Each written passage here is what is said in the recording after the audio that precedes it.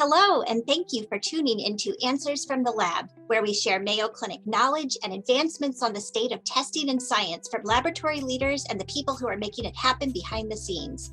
I'm Dr. Bobby Pritt, the chair of the Division of Clinical Microbiology in the Department of Laboratory Medicine and Pathology at Mayo Clinic in Rochester, Minnesota. With me today is Dr. Bill Morice, the chair of the Department of Laboratory Medicine and Pathology at Mayo Clinic and the president of Mayo Clinic Laboratories. This is our weekly discussion with Dr. Morice, in which we learn about updates in the field of laboratory medicine and pathology. Today, we're joined by Dr. Matt Vinegar, director of the Clinical Virology Laboratory and the vice chair of practice for the Department of Laboratory Medicine and Pathology here at Mayo Clinic. He's with us today to talk about the upcoming respiratory virus season. Matt, thank you so much for joining us. Hey, Bobby, thanks for having me.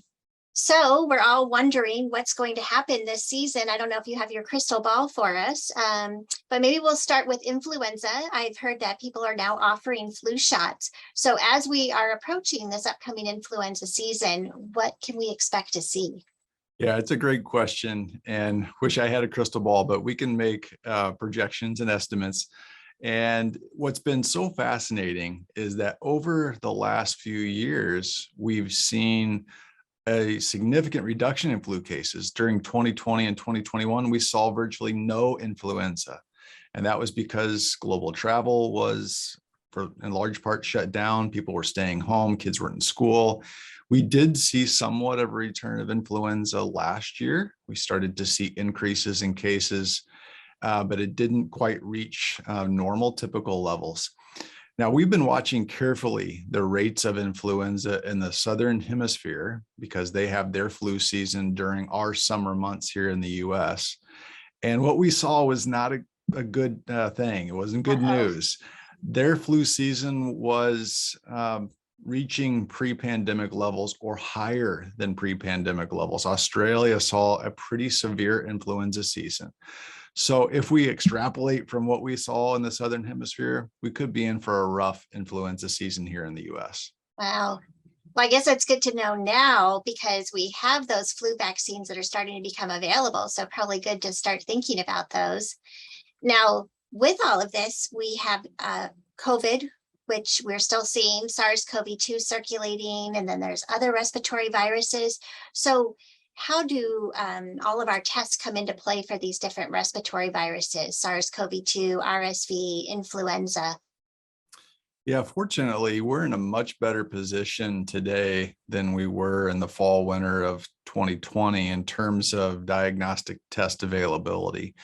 Many labs, including ours at Mayo Clinic, have multiple options available. Tests that just include COVID alone, tests that test for COVID and influenza, and even tests that include COVID, influenza, RSV, as well as some larger panels that look at maybe up to 20 different causes of respiratory infections.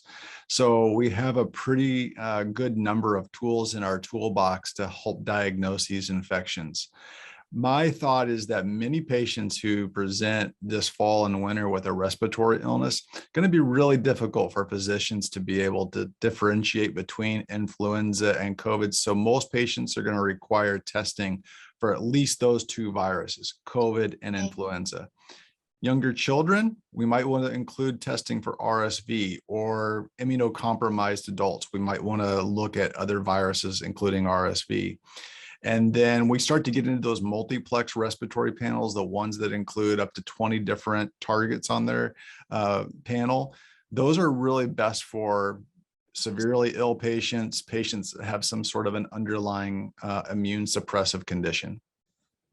Yeah, well, that makes sense. And that kind of gets to my next question then. For our clients who use Mayo Clinic Laboratories as their reference lab, or for other healthcare professionals who are interested, what should these individuals be ordering when they're seeing their patients?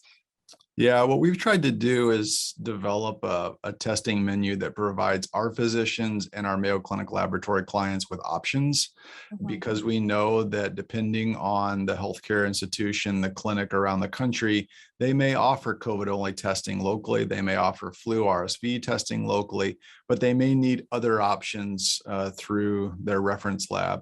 And so I would say, again, most times when patients are presenting with a respiratory illness, Clients, physicians at hospitals and clinics around the country are going to want to test for COVID and influenza.